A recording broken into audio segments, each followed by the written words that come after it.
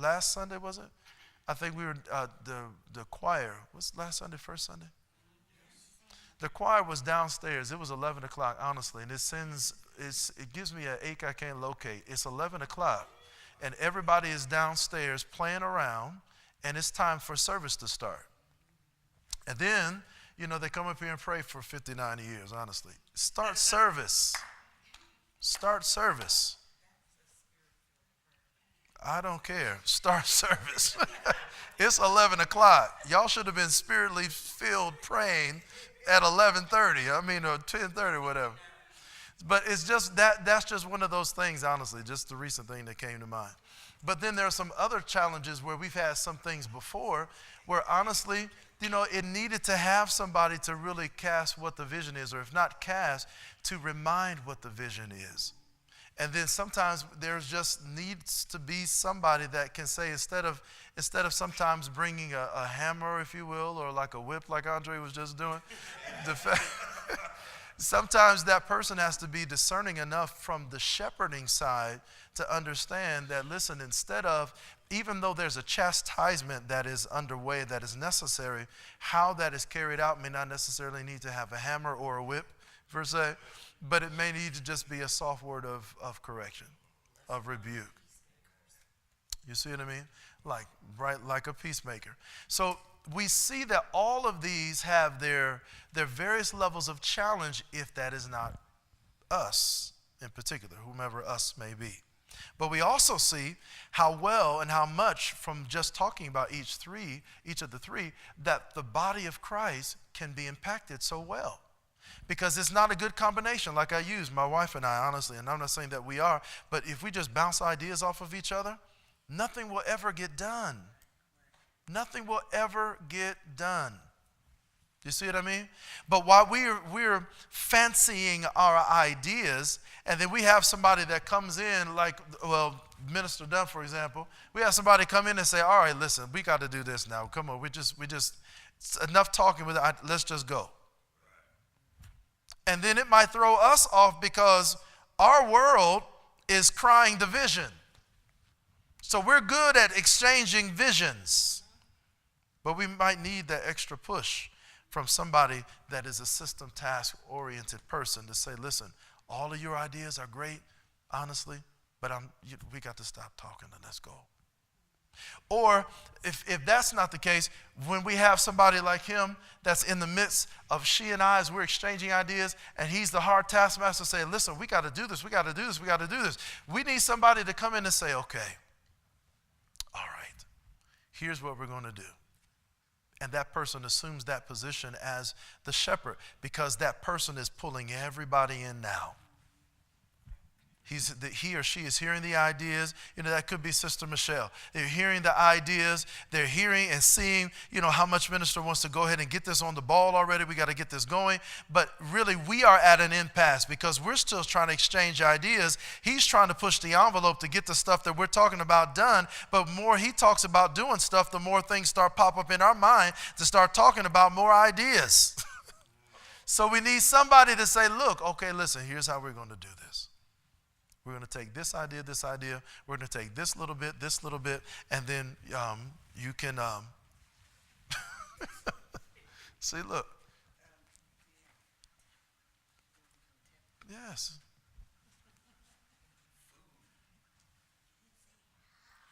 See what I'm saying? See what I'm saying? She is messing up already. But it's kind of one of those situations. And so we'll get a lot of frustration because some of us are not always adaptable or flexible.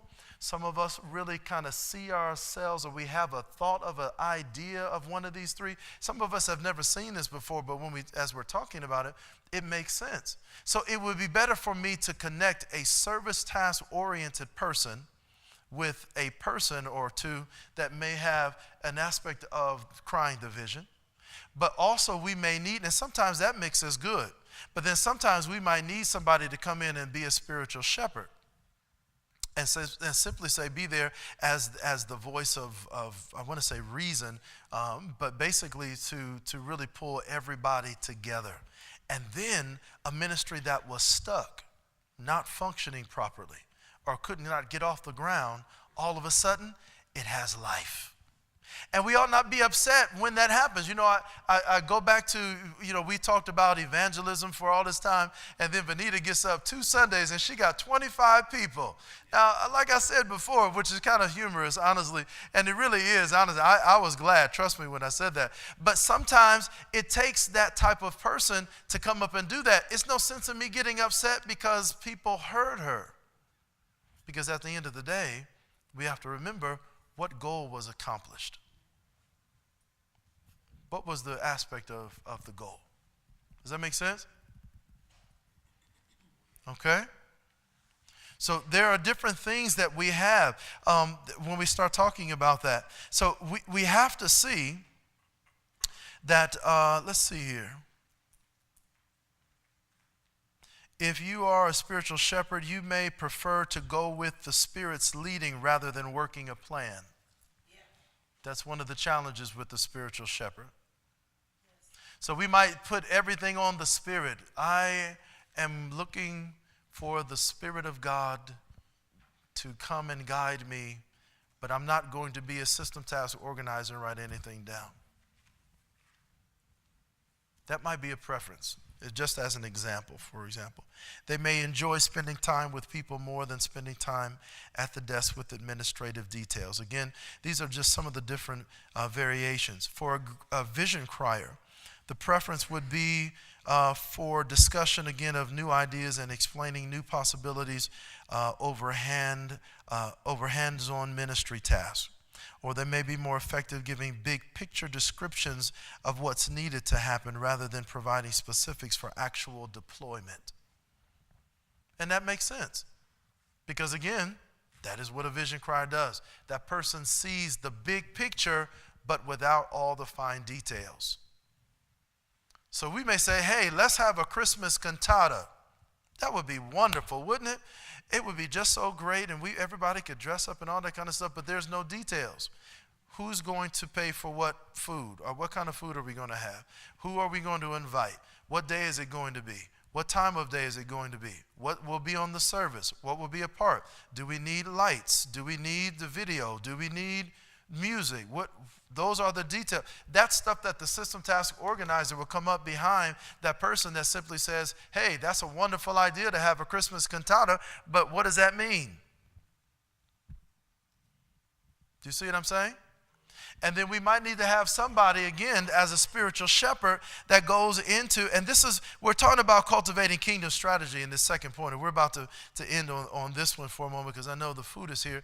But the fact is that when we start looking at how the three components work together, then we can see how we can try to get ministry up and moving. Because it's more than just coming from the pulpit or having a ministry meeting or a side conversation about a good idea and then never following the proper channels, which would be, again, right here, the system task organizer, to help bring that to pass. You see what I'm saying? And so then we struggle with ministry now when we really don't have to struggle with ministry. Does that make sense? So the challenge is finding out who is who. Where do we fit? Is our preference to be more that ideologist that deals with the big picture and sometimes cannot see the finite details? Is that you? Or is it you that has to be so preoccupied with the details that sometimes you miss the larger picture altogether? Or is it you that is the spiritual shepherd that would just love not to have any kind of anything at all? You would just rather talk and just kind of a free-flowing kind of person to a certain extent, to the point to where you may not want to or feel kind of limited when you start feeling enclosed because you're not doing one or the other. In essence, we really need all three. And for the people who can possess all three, great. For the ones who have a little bit more of a dominance in their preference, that's great too. But what that means is we need to now talk about ministry assignment, because I can't have a group of vision criers because, again, nothing will ever get done. But we can't have everybody system task organizer either, because honestly, they'll just be doing things. Does that make sense? So we need to pray about what we are. I'm going to get this question, and then I think that's all for the moment. Here you go. Go ahead. Doesn't that govern also the relationships that you need to build Absolutely. with the other kingdom people? Absolutely. And that they may not be comfortable. It may take you out of your own spiritual comfort zone. Mm-hmm. So to go back to the pyramid of vision and go back to your foundation, Mm-hmm. to you be honest about your weaknesses, Mm-hmm. if you will. If you know you're not a person that possesses organizational skill, Uh-huh. instead of trying to beat your head in and make yourself do something that you're pretty much frustrated and capable of doing, why not link with a person who that's their strength? Mm-hmm. So that, like, to me, almost becomes like a project team, if you will, Mm-hmm. or a project model. But on the other side of it, it also speaks to the need for other relationships in your ministry and how valuable they are to accomplishing a vision. Right. And that is very true. And we're going to touch on that actually in the third segment, because the reality is that we have to remember that we are in an interpersonal, or should have an interrelational, not interpersonal, but interrelational connection with each other. That's very significant. No person is an island. We've got to make sure that we are connecting with each other, because it's going to take all of us to get the work done. That's why the old model where the pastor does everything never really works. I mean, you might have some few extremes where really that has worked in the past, but that's just because basically people just kind of fell in line with whatever the pastor does. But we're not in that time too much anymore, honestly. Everybody has their own thought about everything. And that doesn't have to be a bad thing, but it just has to be a part of the corporate vision and the corporate structure. So if that's the case, and it can be complementary, then certainly it becomes a wonderful thing. But when you have too many people that are too opinionated, then again, it's almost the same as not having any of this together, because it'll be fractured, because everybody wants to go their own way. And nobody wants to come under order or structure. You can't build ministries like that. So having said that, we're going to ask if Brother Andre would give us lead us in our prayer for our grace, and we're going to go and eat some lunch real quick.